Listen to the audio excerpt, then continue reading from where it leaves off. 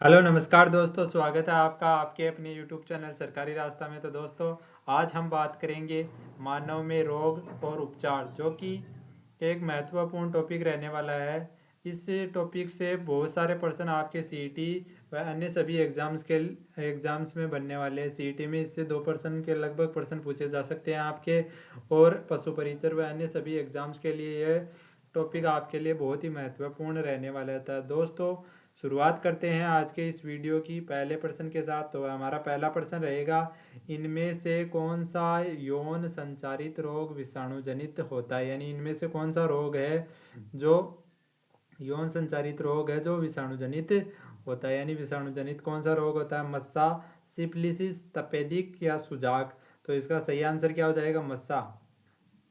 मस्सा इसका सही आंसर हो जाएगा। ये मस्सा होता है वो वो काले रंग का शरीर पर उभरा हुआ दाने दाने दाने से हो जाते हैं, उन्हें एक मस्सा कहते हैं। तो इसका सही आंसर हो जाएगा मस्सा।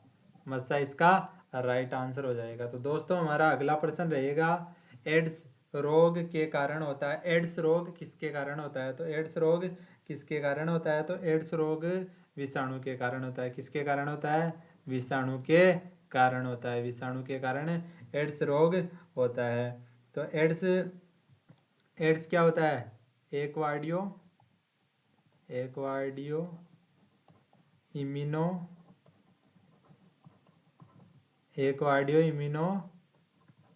Deficiency syndrome. एड्स का पूरा नाम है एक्वार्डियो इम्यूनो डिफिशियंसी सिंड्रोम। एड्स को पूरा नाम आपको पूछा जा सकता है। एड्स का पूरा नाम आपको पूछा जा सकता है, एक्वार्डियो इम्यूनो डिफिशियंसी सिंड्रोम आपको बता देना। तो इसका सही आंसर हो जाएगा विषाणु के द्वारा एड्स रोग का कारण है। तो हमारा अगला प्रश्न रहेगा दोस्तों, एड्स से कौन सी प्रणाली सबसे अधिक प्रभावित एड्स से एड्स से कौन सी प्रणाली सबसे अधिक प्रभावित होती है? तो एड्स से कौन सी प्रणाली सबसे अधिक प्रभावित होती है? तो एड्स से कौन सी प्रणाली होती है? प्रतिरक्षा प्रणाली, संचार प्रणाली, तंत्रिका तंत्र, उत्सर्जन प्रणाली। तो दोस्तों, बताइए क्या होगा इसका सही आंसर? तो इसका सही आंसर हो जाएगा प्रतिरक्षा प्रणाली। क्या हो जाएगा? प्रतिरक्षा प्रणाली। यानी हमारी जो रोगों से लड़ने की क्षमता है, वो क्या हो जाती है? कम हो जाती है। और छोटे छोटे जो रोग होते हैं, उनसे भी नहीं लड़ पाते हैं। तो इसका सही आंसर हो जाएगा प्रतिरक्षा प्रणाली। इसका राइट आंसर हो जाएगा। तो दोस्तों, हमारा अगला प्रश्न रहेगा, डेंगू किसके कारण होता है? यानी डेंगू किसके कारण होता है? तो डेंगू किसके कारण होता है? तो इसका सही आंसर क्या हो जाएगा? डेंगू किसके कारण होता है? सूत्रकृमि, विषाणु, कवक या जीवाणु। तो इसका सही आंसर हो जाएगा विषाणु के द्वारा डेंगू रोग होता है। यानी डेंगू होता है ना, वो विषाणु के द्वारा होता है। तो हमारा अगला प्रश्न रहेगा दोस्तों, निम्नलिखित में से किसका उपयोग मानव शरीर के अंदर जीवाणु संक्रमण के उपचार करने के लिए किया जाता है? यानी जीवाणुओं का जो किसका उपयोग मानव शरीर के अंदर जीवाणु संक्रमण का उपचार करने के लिए किया जाता है? यानी संक्रमण का उपचार करने के लिए किसका उपयोग किया जाता है? तो एंटीपायरेटिक्स, एंटीसेप्टिक्स, एनेस्थेटिक्स, एंटीबायोटिक। तो इसका सही आंसर क्या हो जाएगा? एंटीबायोटिक इसका राइट आंसर हो जाएगा। एंटीबायोटिक जो दवाइयाँ होती है, उनको लेकर हम सही हो सकते हैं। क्या हो सकते हैं? सही हो सकते हैं। एंटीबायोटिक क्या होता है? इसका उपयोग मानव शरीर के अंदर जीवाणुओं के उपचार करने के लिए किया जाता है। मानव शरीर के अंदर जीवाणुओं का उपचार करने के लिए किया जाता है। और यह एक यौगिक है जो कि जीवाणुओं को मार डालता है। यानी जो जीवाणु होते हैं, जो हानिकारक जीवाणु, उनको क्या करता है? मार डालता है। क्या करता है? मार डालता है। तो इसका सही आंसर हो जाएगा डी ऑप्शन, एंटीबायोटिक इसका राइट आंसर हो जाएगा। तो दोस्तों, हमारा अगला प्रश्न रहेगा, क्विनिन मलेरिया की एक आम दवा है, यानी क्विनिन जो मलेरिया की दवा है, मलेरिया की जो दवा है क्विनिन, क्विनिन जो एक आम दवा है जो वृक्ष की छाल से प्राप्त होती है। यानी किस वृक्ष की छाल से प्राप्त होती है? बीच, कुनेन, नीलगिरी, मेपेल। तो इसका सही आंसर हो जाएगा कुनेन। कुनेन के वृक्ष की छाल से यह प्राप्त होती है, कुनेन के वृक्ष की छाल से प्राप्त होती है। और जो मलेरिया है, मलेरिया रोग है, जो मलेरिया रोग है वो मादा एनीफिलीज, मादा एनाफिलीज फ्लीज मच्छर के काटने से होता है, मच्छर के काटने से होता है। तो इसका सही आंसर हो जाएगा कुनेन, जो कि वृक्ष की छाल होती है, इसे क्विनिन नामक दवाई बनती है मलेरिया रोग के लिए। तो इसका सही आंसर हो जाएगा बी ऑप्शन, इसका राइट आंसर हो जाएगा। तो दोस्तों हमारा अगला प्रश्न रहेगा, मलेरिया रोधी दवा क्विनिन इनमें से किस पौधे से प्राप्त होती है? यानी मलेरिया रोधी जो दवा है क्विनिन वो किस पौधे से प्राप्त होती है? तो दोस्तों पीछे ही बताया हमने कि कुनेन नामक पौधे से प्राप्त होती है, कुनेन नामक पौधे से प्राप्त होती है। और मलेरिया मादा एनीफिलीज मच्छर, मादा एनीफिलीज मच्छर, मादा एनीफिलीज मच्छर, मादा एनीफिलीज मच्छर के काटने से होता है। किसके काटने से होता है? मादा एनीफिलीज मच्छर के काटने से, काटने से ये होता है। तो इसका सही आंसर हो जाएगा मादा एनीफिलीज कुनेन, इसका राइट आंसर हो जाएगा। तो दोस्तों हमारा अगला प्रश्न रहेगा, हेपेटाइटिस, हेपेटाइटिस ए किसके कारण होता है? यानी हेपेटाइटिस ए है ना, वो किसके कारण होता है? तो हेपेटाइटिस ए, हेपेटाइटिस ए किसके कारण होता है? जीवाणु के, मच्छर के काटने से, प्रोटोजोआ से या विषाणु से? तो किससे होता है? तो हेपेटाइटिस होता है विषाणु से, विषाणु से होता है। किससे होता है? विषाणु से। इससे क्या हो जाती है? लीवर में सूजन आ जाती है, लीवर में सूजन आ जाती है, लीवर में सूजन आ जाती है, सूजन के संदर्भ में होता है। और ये वायरस विभिन्न प्रकार का होता है। जो हेपेटाइटिस वायरस है वो ए, बी, सी, डी और ई, 4-5 प्रकार के ये वायरस होते हैं, ये वायरस होते हैं। Hepatitis A, hepatitis B, hepatitis C, hepatitis D और हेपेटाइटिस ई, ये 4-5 प्रकार के ये क्या होते हैं? हेपेटाइटिस के प्रकार होते हैं। तो ये क्या किससे के कारण होता है? तो विषाणु के कारण होता है। तो इसका सही आंसर हो जाएगा डी ऑप्शन, इसके राइट आंसर हो जाएगा। इसके कारण लीवर में सूजन हो जाती है। तो इसका सही आंसर हो जाएगा डी ऑप्शन। तो दोस्तों हमारा अगला प्रश्न रहेगा, निम्नलिखित में से कौन सी बीमारी जीवाणु के कारण होती है? यानी जीवाणु के कारण कौन सी बीमारी होती है? तो जीवाणु के कारण हमारी बीमारी होती है एंथ्रेक्स। कौन सी होती है? एंथ्रेक्स। एंथ्रेक्स बीमारी हमारे जीवाणु के कारण होती है, जीवाणु के कारण होती है। तो इसका सही आंसर हो जाएगा डी ऑप्शन, इसका राइट आंसर हो जाएगा। तो दोस्तों हमारा अगला प्रश्न रहेगा, ये रेबीज है ना, ये रेबीज, हेजा, हेजा, हेजे, हेजे में रेबीज होता है। यानी रेबीज, रेबीज के कारण हेजा होता है। और एड्स, एड्स के कारण क्षय रोग होता है, क्षय रोग, क्षय रोग यानी रोग प्रतिरोधक क्षमता कम हो जाती है, रोग प्रतिरोधक क्षमता कम हो जाती है। और एंथ्रेक्स, एंथ्रेक्स क्या होती है? एंथ्रेक्स, एंथ्रेक्स क्या होती है? बड़ी माता होती है, ये बड़ी माता होती है।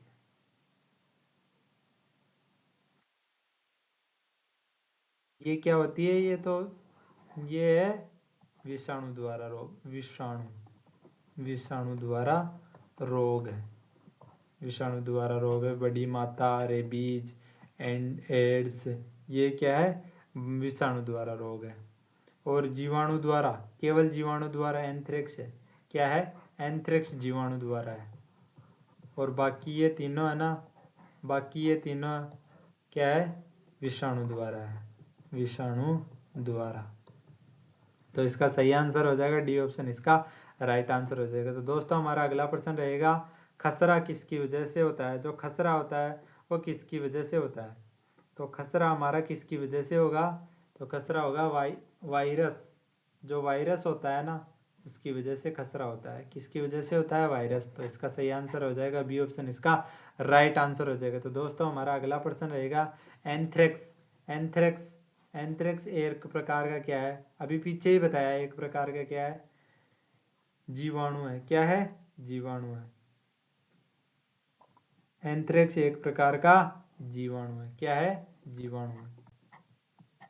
जीवाणु जनित रोग है एंथ्रेक्स। एंथ्रेक्स जीवाणु जनित रोग है।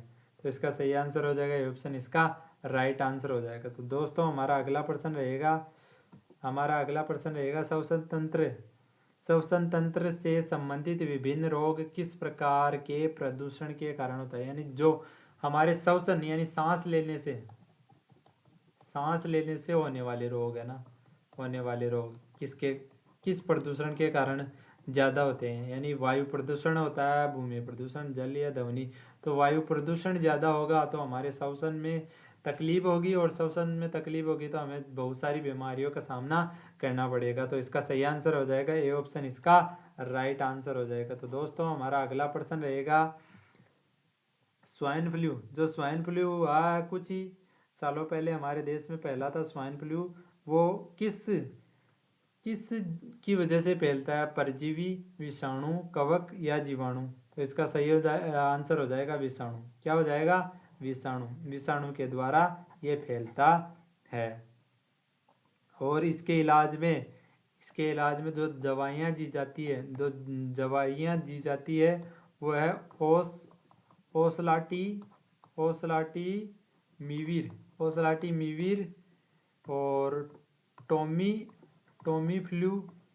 फ्लू, ओसलाटी मीवीर और टोमी फ्लू नामक दवाइयाँ इसके इलाज में एंटीवायरल के रूप में दी जा सकती है। एंटीबायोटिक यानी एंटीवायरल के रूप में दी जाती है।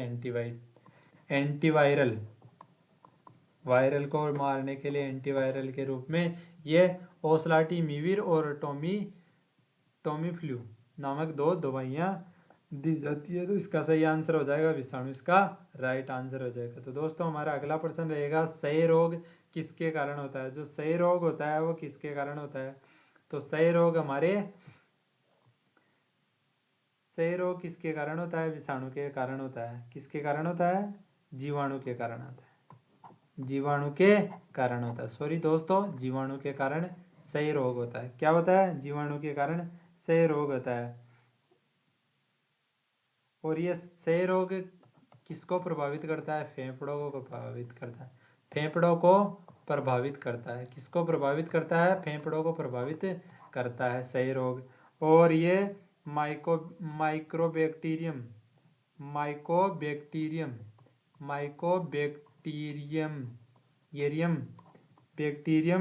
ट्यूबरकुलोसिस जीवाणु द्वारा फैलता है। माइकोबैक्टीरियम ट्यूबरकुलोसिस नामक जीवाणु द्वारा फैलता है। तो इसका सही आंसर हो जाएगा जीवाणु।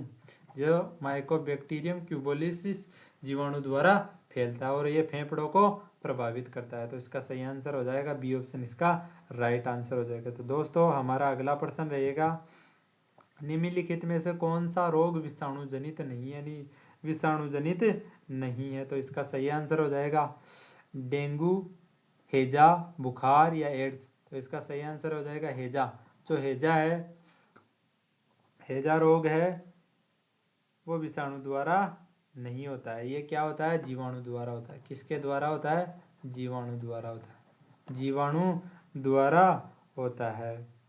और इसमें हैजा होने पर, जो हैजा हो जाता है, हैजा होने पर हमारे उल्टी दस्त हो जाते हैं। उल्टी व दस्त होने लगते हैं और शरीर में पानी की कमी हो जाती है। शरीर में पानी की कमी हो जाती है।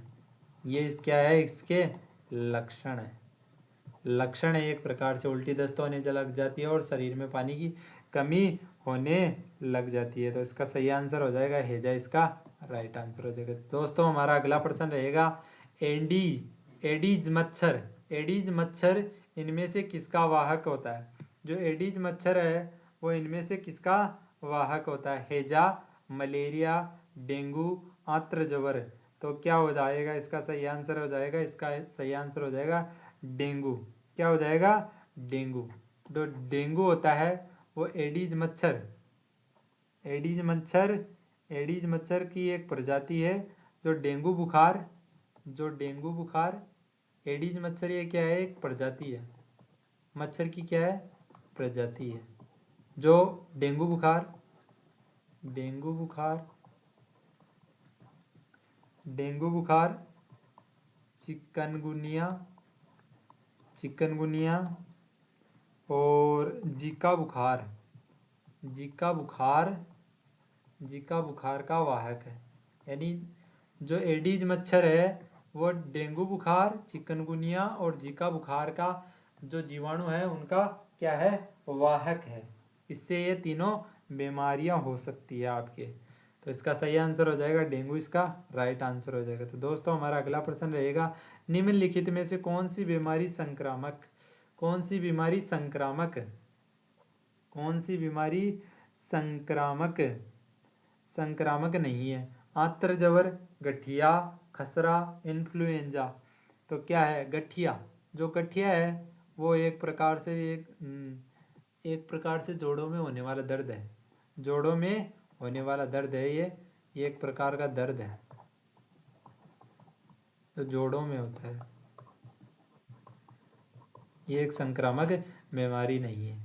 तो इसका सही आंसर हो जाएगा गठिया, इसका राइट आंसर हो जाएगा। तो दोस्तों हमारा अगला प्रश्न रहेगा, डीपीटी के उपयोग से रोकथाम होता है। डीपीटी के उपयोग से किसका रोकथाम होता है? तो डीपीटी के उपयोग से डिप्टीथेरिया, डिप्टीथेरिया का रोकथाम होता है। तो इसका सही आंसर हो जाएगा डिप्टीथेरिया। तो दोस्तों हमारा अगला प्रश्न रहेगा, इनमें से किस रोग से पीड़ित रोगी नेत्रदान कर सकते हैं? यानी इनमें से कौन से रोग से पीड़ित रोगी है वो नेत्रदान कर सकते हैं? मधुमेह, हैजा, रेबीज या टिटनेस। तो मधुमेह, जो मधुमेह है रोग से पीड़ित व्यक्ति है वो नेत्रदान कर सकता है, नेत्रदान, नेत्रदान कर सकता है। और कौन कौन नहीं कर सकते? कौन कौन नहीं कर सकते? तो कौन कौन नहीं कर सकते हैं? जो एड्स होता है, जिसके एड्स होता है वो नहीं कर सकता है। Hepatitis, hepatitis, hepatitis, hepatitis B, B और सी, हेपेटाइटिस बी और सी वाले नहीं कर सकते हैं। रेबीज, जिनके रेबीज होता है, रेबीज होता है वो भी नहीं कर सकते हैं। और टिटनेस, टिटनेस, टिटनेस वाला भी नहीं कर सकता है। और हैजा, हैजा और एन्सेफ्लाइटिस, एन्सेफ्लाइटिस होता है वो भी नहीं कर सकता है। तो ये 5-7 प्रकार हैं, 5-7 बीमारियां हैं जो व्यक्ति नेत्रदान नहीं कर सकता है। यानी ये तीनों हैजा, रेबीज और टिटनेस ये क्या है? नेत्रदान नहीं कर सकते। केवल मधुमेह वाला व्यक्ति ही नेत्रदान कर सकता है। तो दोस्तों हमारा अगला प्रश्न रहेगा, दंत सेय का क्या अर्थ है? दंत सेय का अर्थ क्या है? यानी दंत सेय यानी दंतों का क्या होता है? गिरना, वो होता है परत उतरना। दंत सेय होता है दांतों का सफ़ेद होना, दांतों में सूजन, दांतों का सड़ना, दांतों में भोजन के कणों का चिपक जाना। दंत सेय क्या होता है? यानी दांतों का सड़ना, दांतों का सड़ना ये एक प्रकार से क्या है? दंत सेय। इसमें एक, इसमें जो जीवाणु होते हैं, इसमें जो जीवाणु होते हैं, जीवाणु, बैक्टीरिया, सॉरी बैक्टीरिया, बैक्टीरिया होते हैं वो दांतों की जो परत होती है, दांतों की जो परत होती है, दांतों की जो ऊपरी परत होती है, ऊपरी परत, ऊपरी परत, परत को नष्ट कर देते हैं, नष्ट कर देते हैं। उसे दंत क्षय कहते हैं। उसे क्या कहते हैं? दंत क्षय कहते हैं। यानी दांतों का सड़न होने लग जाती है। तो इसका सही आंसर हो जाएगा सी ऑप्शन, इसका राइट आंसर हो जाएगा। तो दोस्तों हमारा अगला प्रश्न रहेगा, निम्नलिखित में से कौन सा एक जीवाणु जनित रोग नहीं है, यानी जीवाणु जनित रोग कौन सा नहीं है। तो जीवाणु जनित रोग कौन सा नहीं है, आपको बताना है कि जीवाणु जनित रोग कौन सा नहीं है। तो जीवाणु जनित रोग कौन सा नहीं है, जीवाणु जनित रोग, इनमें से कौन सा जीवाणु जनित रोग नहीं है। तो कंठमाला, छोटी चेचक, खसरा, डिप्थीरिया। तो इसका सही आंसर हो जाएगा डिप्थीरिया। क्या हो जाएगा, डिप्थीरिया। डिप्थीरिया इसका सही आंसर हो जाएगा। ये क्या है, जीवाणु जनित रोग नहीं है। कंठमाला, कंठमाला और छोटी चेचक और खसरा, ये क्या है, तीनों जीवाणु जनित रोग है, जीवाणु जनित रोग है।